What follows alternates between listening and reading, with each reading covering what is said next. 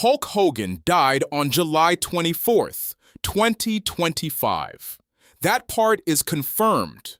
What is not fully confirmed is everything that surrounds it.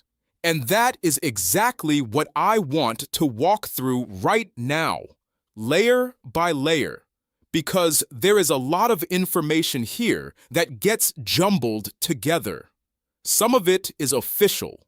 Some of it is still being investigated, and some of it raises questions that have not been answered yet. I think it is important to separate all of that clearly so you actually understand what happened, or at least what we know so far. Let me start with the basics. Hulk Hogan, whose real name was Terry Gene Bollea, was found unresponsive inside his home in Clearwater, Florida. He was 71 years old. A 911 call came in reporting cardiac arrest. Paramedics arrived and tried to revive him. Nothing worked. At 11:17 in the morning, he was pronounced dead at Morton Plant Hospital. The medical examiner confirmed the cause of death as an acute myocardial infarction. That means a sudden, severe heart attack. The ruling was classified as natural. That is the official, confirmed position. Now here is where it starts to get more complicated. On the surface, a heart attack at 71, after decades of physical punishment, seems like it fits. And medically, there is real support for that. Hogan had been quietly living with two serious conditions. One was leukemia, which is a blood cancer that affects how the body functions at a deep level. The other was atrial fibrillation, which means his heart was already beating irregularly. Both of those conditions significantly increased the risk of sudden cardiac arrest. So medically speaking, the official ruling is not without a reasonable foundation. I want to be clear about that. This was not a healthy man in his prime. He was a 71-year-old man with serious documented medical issues. But here is what I find important to understand. The people around him in his final months were not describing a man who seemed to be declining. His wife, Sky Daly, said he had committed to meditation, clean eating, and daily workouts. Friends said he looked better than he had in years. He was photographed meeting fans outside his home. He appeared alert and upright. His son Nick described him as more focused on health than he had been in a long time. That does not mean the medical explanation is wrong. It means the timing felt sudden and unexpected to people who knew him. And that feeling is part of why questions started forming. Now I want to explain the surgical piece, because I think this is one of the most factually significant parts of the whole situation. On May 14th, 2025, roughly 10 weeks before his death, Hogan underwent a serious spinal operation. The procedure is called a 4-level anterior cervical discectomy and fusion. That is a mouthful, so let me break it down simply. Surgeons went into the front of his neck, removed damaged discs between 4 levels of his cervical spine, and then fused those vertebrae together to stabilize the structure. A 4-level fusion covers a much larger section of the spine than a standard 1 or 2-level procedure. That means longer recovery, more risk, and more potential for complications in a 71-year-old body already carrying leukemia and an irregular heartbeat. Here is the medical detail that I think matters most. That region of the cervical spine, the neck area, is where the phrenic nerve originates. The phrenic nerve runs from the neck down through the chest and controls the diaphragm, which is the muscle that makes you breathe. If that nerve gets damaged during surgery, the diaphragm can stop working properly. Breathing becomes inadequate. Oxygen levels drop. And for someone whose heart is already beating erratically due to atrial fibrillation, a sudden drop in oxygen can trigger cardiac arrest. That is not speculation invented for this situation.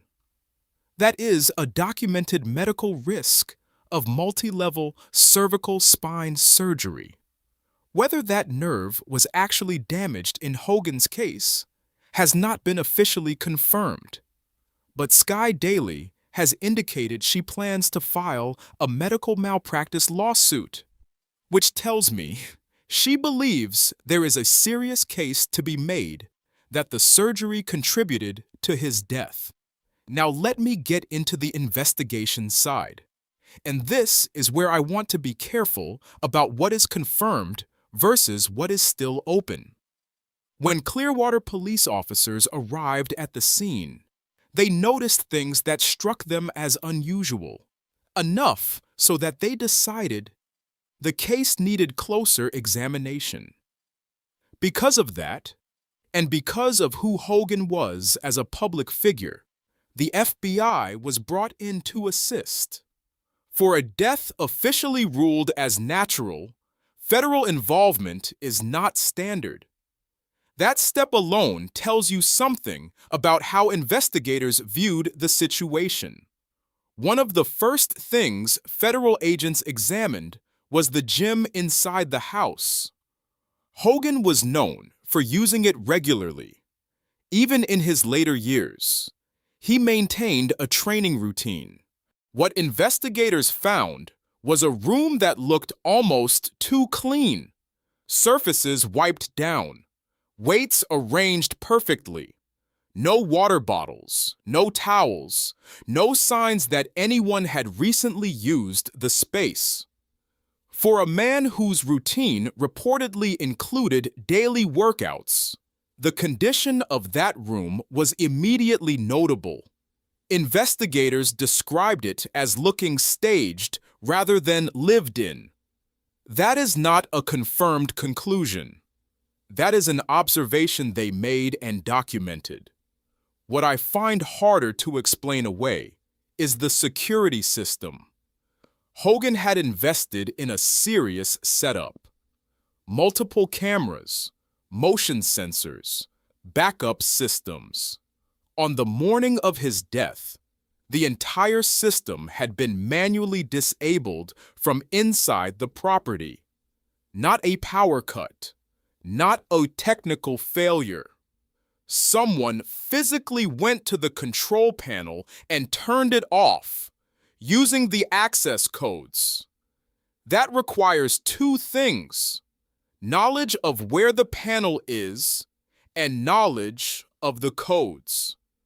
There were no signs of forced entry anywhere in the house. Doors and windows were undisturbed.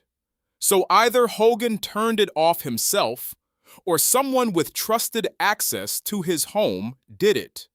The FBI brought in cybercrime and digital forensic teams to analyze the system logs. They could confirm the system had been disabled. What the data could not confirm was who had done it. No unauthorized external access was detected. That means whoever did it was physically present inside the house. Now I want to explain the phone call, because this is where things get genuinely hard to categorize. 3 days before his death, Hogan received a late-night call. According to Sky Daily, she had never seen him react to anything the way he reacted after ending that call. She described his expression as genuine fear. That is significant, because Hogan was not someone who showed fear easily. A career built on performing under pressure in front of huge crowds does not produce someone who shakes easily. After the call, he went quiet. He did not explain what was said. That silence, from a man who was normally expressive and vocal, was noticed by those around him. Investigators tried to trace the call. What they found was a routing structure that had been deliberately complicated. The call had been sent through multiple servers in different countries.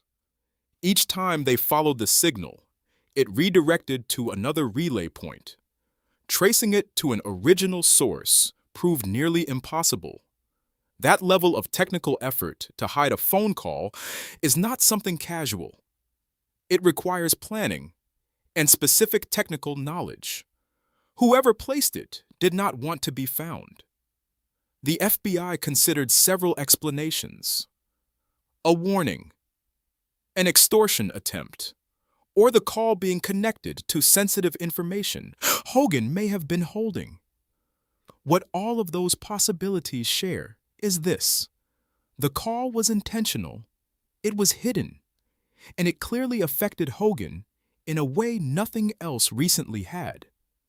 The contents of that call remain classified as of when this information was compiled. Now the part that surprised me most in all of this.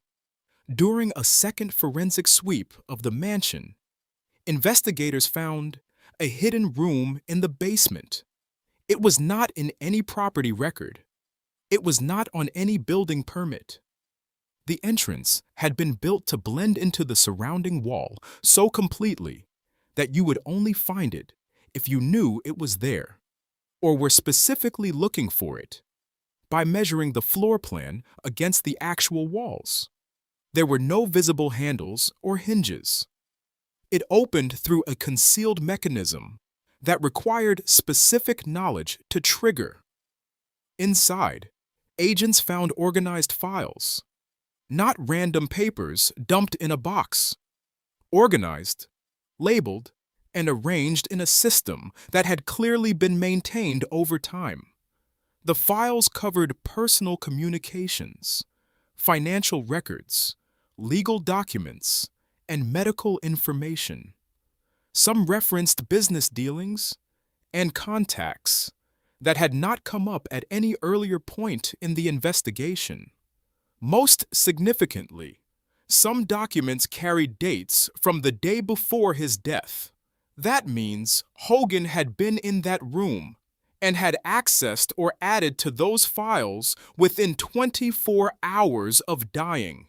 That detail matters because it shows the room was not a forgotten storage space. It was active, and it was being used right up until the end. Some reports, which federal officials have not confirmed and treated with caution, suggested certain files may have referenced external pressure or potential blackmail. Whether Hogan had been holding that information as protection, or whether its existence had made him a target, is something investigators had not yet resolved. The FBI declined to comment on the specific contents.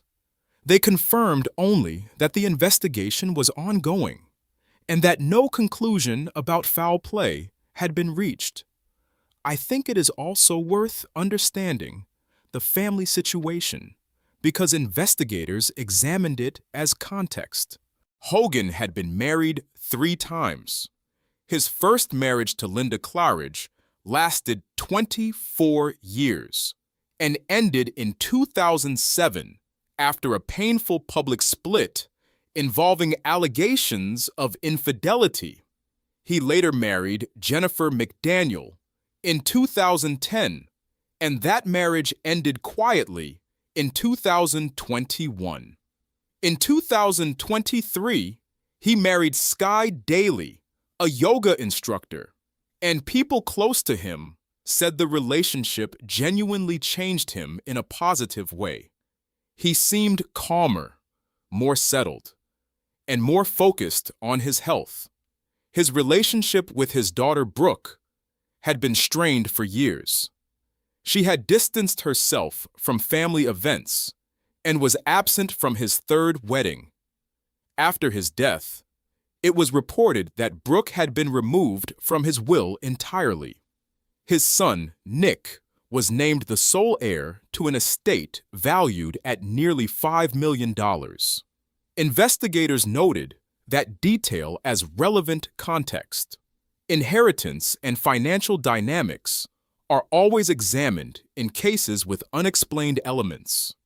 No direct evidence pointed toward any family involvement in his death, but the complete exclusion of one child from the will while the other received everything was a thread that needed to be examined.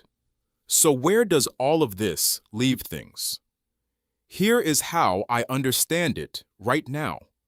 The official cause of death is confirmed as a heart attack. The medical context, leukemia, atrial fibrillation, and the spinal surgery 10 weeks earlier provides a plausible biological explanation.